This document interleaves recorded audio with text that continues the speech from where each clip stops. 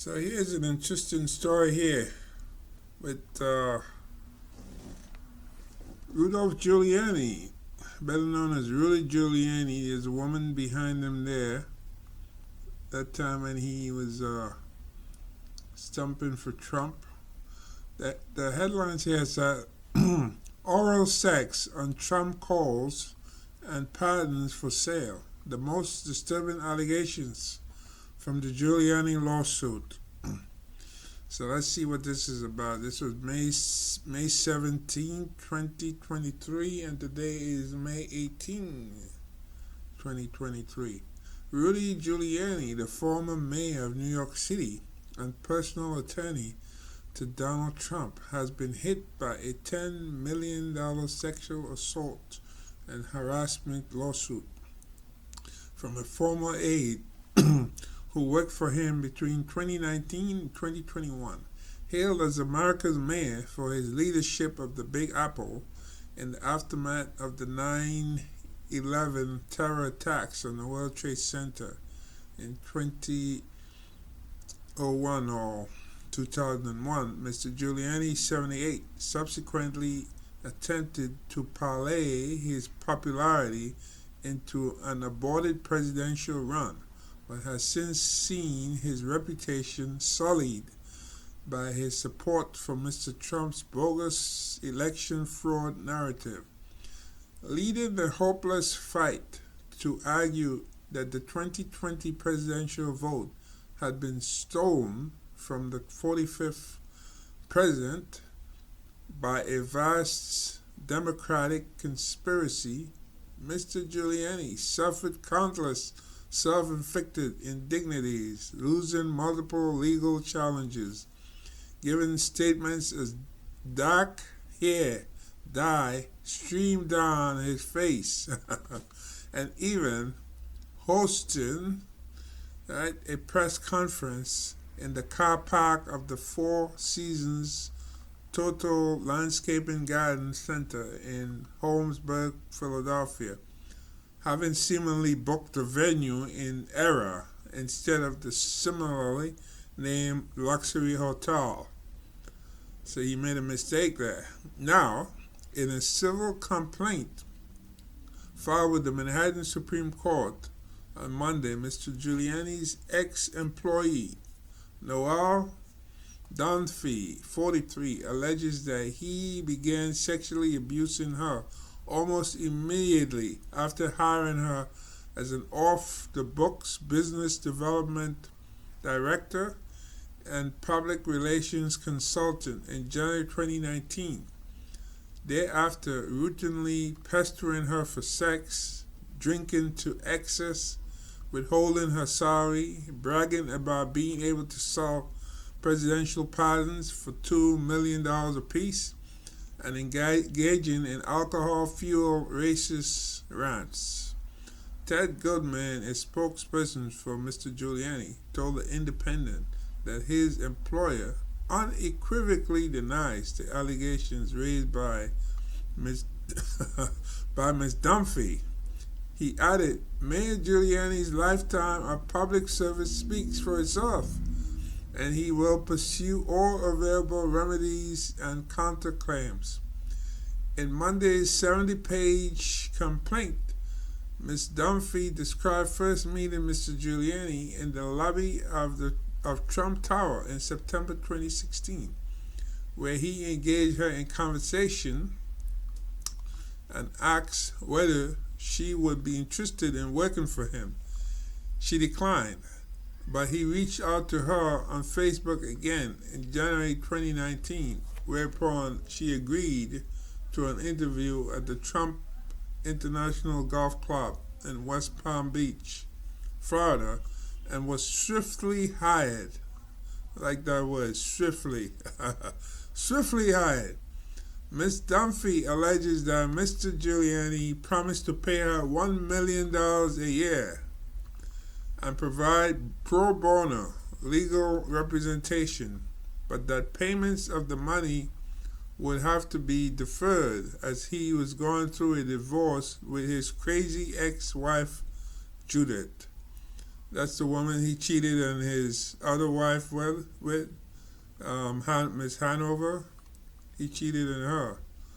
Yeah, while he was mayor. She now claims that the offer proved to be no more than a sham, motivated by his secret desire to pursue a sexual relationship with her, and that he only ever gave her £12,000. That's British sterling pounds. Yeah, British sterling pounds. In small cash payments, leaving her in financial difficulty, and still owes her the remaining, what's that, 1,988,000, I guess, was dollars. That's what that looks like, right? 1,988,000. Ms Dunphy alleges that Mr Giuliani made clear that satisfying his sexual demands, which came virtually anytime, anywhere, was an absolute requirement of her employment, and began pursuing her almost immediately once she began work, kissing her in the back of an SUV on her first day and urging her to send some flirtatious photos, leaving her stunned and shaken. You know, you gotta wonder what country did he think he was in, you know? And you have to ask yourself too, why didn't she get up and leave, you know? I mean, when she was thinking of that $1 million, I guess. During her first week, she alleges that Mr. Giuliani invited her back to his Upper East Side apartment. Wow, you know that's going to be trouble, so why go? And then pulled her head onto his penis without asking for or obtaining any form of consent. He held her back by her hair. It became clear to Ms Dunphy that there was no way out of giving him oral sex. She did so against her will. The lawsuit alleges that on 25th February 2019, he eventually forced her into having sexual intercourse with him. She never consented to intercourse, but she eventually stopped resisting because it was clear that he would not stop pressuring her. Thereafter, Ms Dunphy claims Mr Giuliani subsequently forced her to perform oral sex on him throughout their working relationship, much of which took place in his home rather than at an office, so that he could easily transition from work to demanding sexual gratification and back to work. The request for oral sex included during phone calls with important associates. The lawsuit states he often demanded oral sex while he took phone calls on speakerphone from high-profile friends and clients, including then-President Trump. Giuliani told Ms. Dunphy that he enjoyed engaging in this conduct while on the telephone because it made him feel like Bill Clinton. Yeah. He also allegedly demanded at times that Ms. Dunphy work in the nude, in a bikini or a pair of shorts with an American flag on them, which he provided for her.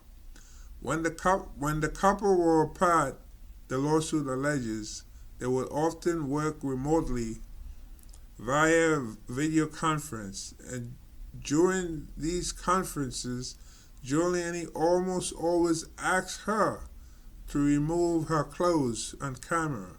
He often called from his bed, where he was visibly touching himself under a white sheet. Wow. I don't even own a white sheet at my home, you know. I have different sheets. Ms. Dunphy describes meeting Mr. Trump in person at his Mar-a-Lago home in Florida on 9 March 2019. An encounter, she said, was fairly brief, since Giuliani expressed to her that he was concerned that Trump might try to poach her away from working for him. This proved to be the beginning of a more controlling stage of the relationship, Ms Dunphy alleges, which included Mr Giuliani buying her a new battery pack for her phone so it would never be without charge, buying her clothes and refusing to let her speak to others. I'm Italian, remember? I'm extremely jealous and possessive, she claims he told her at the time. One of many statements included in the filing that were recorded on Ms Dunphy's phone with Mr Giuliani's approval and authorization. The filing recounts further examples of Mr Giuliani's harassing Ms Dunphy for sexual favors, insulting her and calling her obsessively, including 53 times on 13th of February 2019. Imagine getting 53 phone calls. And says he drank morning, noon, and night. Well, let me just stop there. His ex-wife did say that after he lost out and running for president, he did drink a lot. She did say he did drink a lot. So this woman is saying what his ex-wife said. So, and he said he drank morning, noon, and night, and took Viagra constantly at one point, pointing to his erection and telling her that he would not be able to get any work done until you take care of this. Wow. She also accuses him of becoming increasingly more verbally abusive, calling her a C, a bitch, and Rudy slut. Also, he probably been looking at too many X-rated porn to be talking like that. Also referring to her as his daughter. Wow, so now he's daddy, it's sugar daddy. In the context of sexual activity, which made her extremely uncomfortable. Ms Dunphy's lawsuit further details an interaction she allegedly had with Mr Giuliani on or around 16 February 2019, when he was serving as Mr. Trump's personal attorney and was attempting to dig up overseas dirt on then former Vice President Joe Biden, who was at the time still 2 months away from entering the 2020 presidential race against Mr. Trump. She writes that as they reviewed emails between him and Ukrainian government official, she asked if he had to register as a foreign agent under the Foreign Agents Registration Act, FARA, and offered to do the required paperwork for him. Mr. Giuliani replied that he was allowed to violate FARA and other U.S. laws because he had immunity. She then states that Mr. Giuliani asked her if she knew anyone in need of a pardon because he was selling pardons for $2 million, which he and President Trump would split. He told Ms. Dunphy that she could refer individuals seeking pardons to him so long as they did not go through the normal channels of the Office of the Pardon Attorney, because correspondence going to that office would be subject to disclosure under the Freedom of Information Act, she added.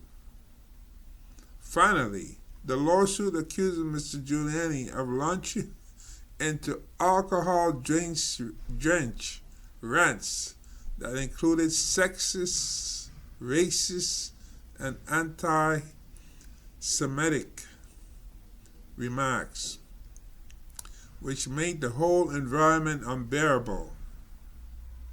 including derogatory and sexualized remarks about public figures, including politicians. Margaret Thatcher. Well, Margaret Thatcher died a long time ago, and she was a conservative. Hillary Clinton and Elizabeth Warren, and Hollywood actor Matt Damon. Mr. Giuliani abruptly fired Ms Dunphy in January 2021 without paying her deferred salary after she expressed fear of him in response to his role in the Capitol riot. Mr. Giuliani, having addressed the mob who invaded the legislative complex moments before the violence broke out, and urged its participants to engage in trial by combat. I feel scared of you, and I don't want you trying to hurt me, she told him. Now the country has just gone through chaos, and I pray I never see something like that again. The complaint's introduction concludes. Giuliani presented himself as a generous employer and a hero. He was neither of these things. Giuliani assaulted and harassed Ms Dunphy, forced her to work in a deplorable work environment in secret, and robbed her of the pay she's owed. Through this case, Ms Dunphy seeks a measure of justice from a man who thought his power and connections rendered him untouchable. So this is quite an interesting story here. I don't know how many people read this, but I'm going to put the link below so people can always go back and check it out for themselves.